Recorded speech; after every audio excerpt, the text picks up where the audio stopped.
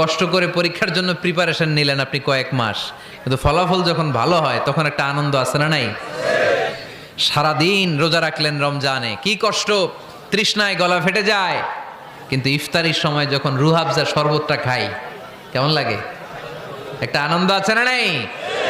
এজন্য আল্লাহ বললেন فإن مع العسر يسرا إن مع العسر يسرا। ও নবী, কষ্টের দিন মক্কায় অল্প কিছু দিন, মদিনাতে আনন্দের দিন অপেক্ষা করছে।